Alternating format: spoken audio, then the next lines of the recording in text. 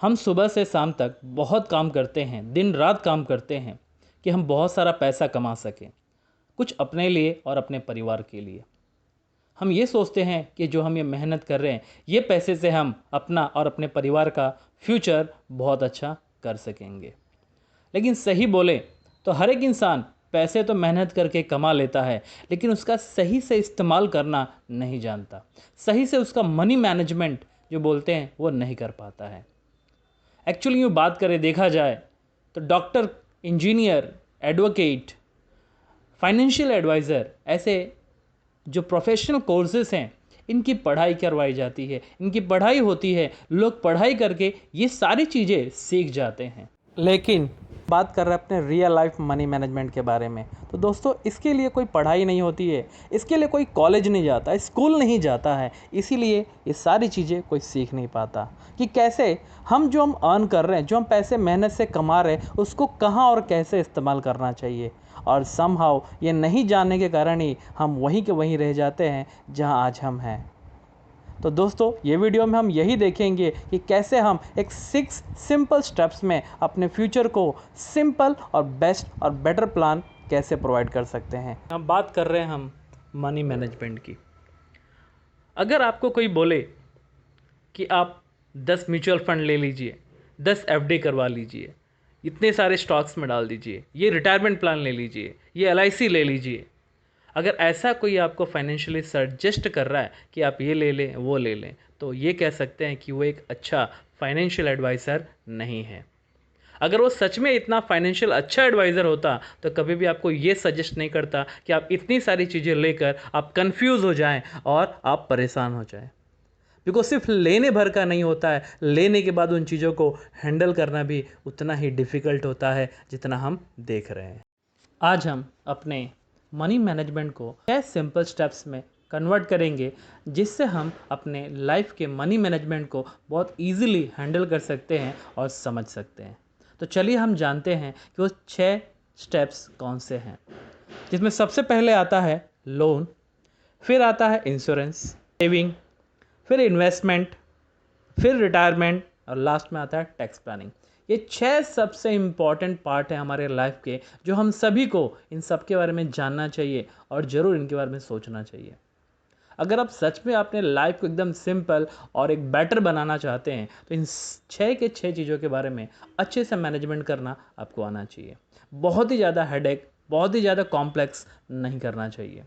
जितना ये चीज़ें सिंपल रहेंगी उतना हमें इनको हैंडल करने में उतना ही आसानी और इजी रहेगा।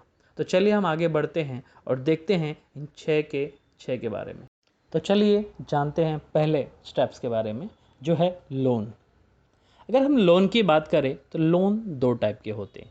एक लोन अच्छा होता है और एक लोन बुरा होता है। सही सुना आपने, एक अच्छा वाला लोन और एक बुरा वाला लोन। अच्छा वाला लोन वो होता है जिसमें हमें कम ब्याज, कम इंटरेस्ट देना पड़ता है, जिससे जैसे कि हमारा होम लोन 6 से 7%, जो ज़रूरी भी है।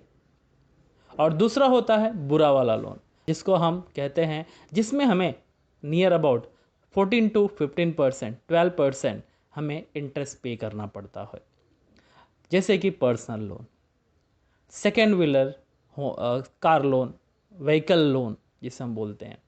तो इन अच्छे और बुरे लोन की बात करें तो कभी भी पहली प्रायोरिटी आप ये रखें कि कभी भी सबसे पहले कोई एक्स्ट्रा इन्वेस्टमेंट करने से पहले ये बुरे लोन को पहले कंप्लीट कर दें, इसको पहले कंप्लीट करें।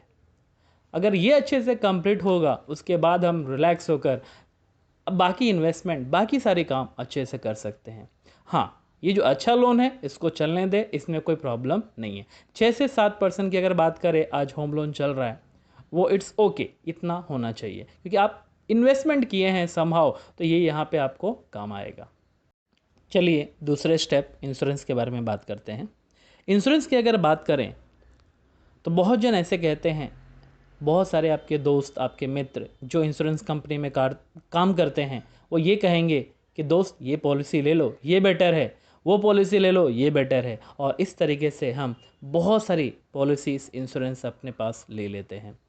हम जो पॉलिसी लेते हैं वो तो 10, 12, 15 साल के लिए होती है, लेकिन वो दोस्त उस कंपनी में मे बी 2 साल 3 साल रहेगा, फिर छोड़ के कहीं और जाएगा, फिर वो बोलेगा कि इसमें का पॉलिसी बेटर है, आप ये ले लो।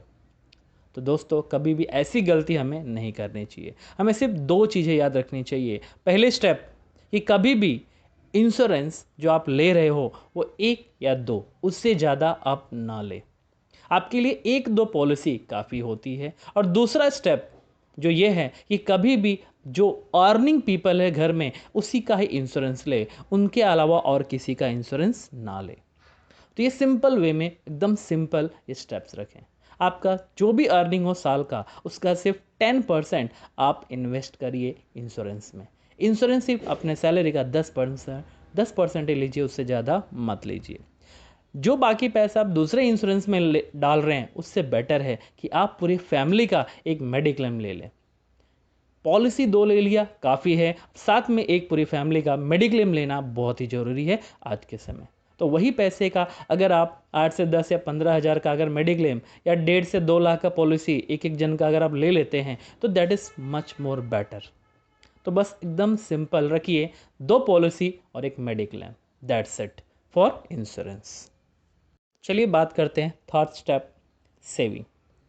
यहाँ पे एक मैं छोटा सा थंब रूल बताना चाहूँगा आप सभी को कि कभी भी अगर आप एक सैलराइड पर्सन हैं तो ये चीज़ ज़रूर याद रखें कि आपके बैंक में उतना ही पैसा होना चाहिए।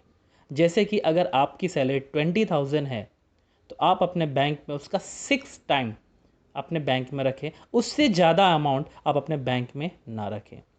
वो भी इसीलिए रखा जाता है, मैं बोल रहा हूँ कि basically somehow we are a salaried person, so कभी भी ये चांस हो सकता है कि हमें जॉब से निकाल दिया जाए या जॉब हम छोड़ दें, हमें जॉब ना रहे, तो उस 6 महीने के दौरान ये आपका सेविंग आपको काम करेगा और 6 महीने में हमें नेक्स्ट जॉब जरूर मिल जाएगी। तो पहला स्टेप ये है कि दोस्तों 6 टाइम्स आपके सैलरी का, पर मंथ सैलरी का अपने बैंक में जरूर रखें, उससे ज़्यादा 1 रुपये भी ना रखें। सेकेंड थिंग, जो आप बैंक में रखते भी हैं तो please it is my request कि आप 3% नॉर्मल सेविंग पे ना रखें, उससे आपका नुकसान हो रहा है। बिकॉज नाउ डेज गवर्नमेंट ने आपको बहुत अच्छे प्लान दिए हैं, आप अपने सेविंग को सेविंग प्लस में कन्वर्ट कर दें, जिसमें आपको एक 3% नहीं, करीबन एक एफडी या एफडी से ज़्यादा रिटर्न आपको बैंक प्रोवाइड करेगी वही सेविंग में, वही सेविंग बैंक अकाउंट में। चलिए फोर्थ स्टेप बात करते हैं, वो है इन्वेस्टमेंट। इन्वेस्टमेंट के बारे में बात करें तो दोस्तों इसको 3 स्टेप में याद रखें। 3 सिंपल स्टेप्स में अपने इन्वेस्टमेंट को अच्छा, सिंपल और परफेक्ट बना सकते हैं। पहले स्टेप्स में आप स्टॉक्स की बात करें तो स्टॉक्स के बारे में सोचिए, बट बहुत जन आपको सजेस्ट करेंगे कि 50 to 60 स्टॉक्स लीजिए, उसमें ट्रेड कीजिए, बट ये गलती आप मत कीजिए। अगर आप सैलराइड पर्सन हैं तो कभी भी ये गलती आपसे नहीं होनी चाहिए कि आप बहुत सारे स्टॉक्स लेकर उसमें आप ट्रेड करें, बिकॉज आपके पास टाइम नहीं है और उसकी प्रॉपर नॉलेज नहीं है, तो आप लॉस में जा सकते हैं।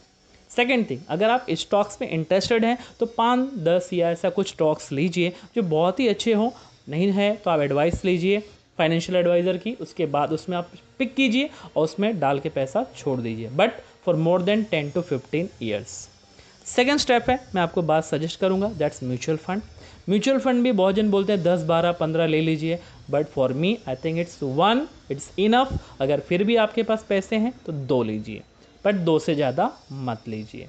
Mutual fund 2, that's enough. Third step की बात करें, अगर आपके पास इनफ मनी है, that is I think this is the best one, that's its home. आप घर खरीदिए। घर खरीदने का सबसे बड़ा एडवांटेज है, एक आपको ये एक टाइप का सिक्योरिटी फ्यूचर में प्रोवाइड करता है, प्लस आपको एक टाइप का रेंट भी प्रोवाइड करेगा। अगर आप उसमें लोन भी भरते हैं that is also better, because जो आपको रेंट मिलेगा वो रेंट में थोड़ा बहुत ऐड करके आप अपना एक फ्यूचर का अच्छा खासा एसेट वेल्थ क्रिएट कर सकते हैं, एज वेल एज एक टाइप का फ्यूचर सिक्योरिटी भी तैयार हो जाएगा। Fifth step that is retirement. Retirement एक ऐसे स्टेज है, एक ऐसा स्टेप है जो सबसे इम्पॉर्टेंट और सभी के लिए है, बिकॉज हम जानते हैं आज हम जवान हैं, यंग हैं, तो कल हमें ज़रूर बूढ़ा होना है, ओल्ड होना है, और जहाँ पे हमें ये हमारे रिटायरमेंट हमें बहुत काम आता है। तो दोस्तों अगर आपकी एज 35 अप हो चुकी है तो ये कंपलसरी है कि आप अपने रिटायरमेंट के बारे में ज़रूर सोचें। और रिटायरमेंट की अगर बात करें तो आपके पास 3 ऑप्शंस मेरे तरफ से जो बेस्ट लगता है मैं आपको बता रहा हूँ, जिसमें से सबसे फर्स्ट आता है SBI सेविंग प्लान, जिसमें आपको हर एक साल नियर अबाउट 5 ईयर्स आपको पे करना रहता है। नियर अबाउट आपकी minimum I think it's 40,000 annually आप 5 ईयर्स पे कीजिए। जितना भी आप पे करेंगे वो 11th ईयर से उसका नियर अबाउट 80% और मार्केट के हिसाब से आपको जो भी होगा पर ईयर आपको मिलना लाइफ टाइम चालू हो जाता है, वो भी 11th ईयर से। Next that is about NPS. NPS के बारे में ज़रूर सोचें, NPS is the best plan. 2 tyre होते हैं इसके अंदर भी, इसकी पूरी जानकारी आगे आपको वीडियो में इसकी मिल जाएगी। तो NPS is second better option, जहां पे आप कम इन्वेस्टमेंट करके आप फ्यूचर में एक अच्छा वेल्थ आफ्टर 60 ईयर्स जनरेट कर सकते हैं और अपना फ्यूचर बेटर तरीके से इंजॉय कर सकते हैं। And third that is none other than we are talking about that we all aware about it, that is what a pension plan. Various pension plan are there, amongst that एक जो government ने provide किया है कि आप बहुत ही कम investment के साथ मिनिमम एवरी ईयर 60 ईयर के बाद 5,000 आपको एवरी ईयर प्रोवाइड होना चालू हो जाता है, वो भी है। और सेकंड एक आप पीपीएफ का भी बेस्ट ऑप्शन ले सकते हैं, जिसमें मिनिमम 15 ईयर्स आपको पे करना होता है। Last step that is tax planning. अगर टैक्स प्लानिंग की हम बात करें दोस्तों, तो अगर आपकी इनकम आज 5 लाख है तो आपको टैक्स के बारे में सोचना ही नहीं है, यू आर ऑलरेडी एग्जम्प्टेड।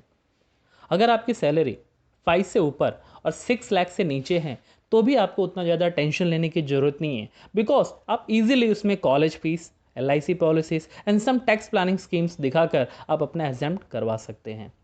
अगर आपकी salary more than 6 lakh rupees annual है तो थोड़ी बहुत आपको इसमें सोचने की ज़रूरत है, आपको इसको प्लानिंग की ज़रूरत पड़ेगी, जिसमें अगर हम बात करें तो अंडर सेक्शन 80C के हिसाब से mutual fund is the best, जहाँ पे आप 1.5 लाख तक टैक्स एजम्पशन ले सकते हैं। वैसे ही NPS भी टैक्स एजम्पशन है।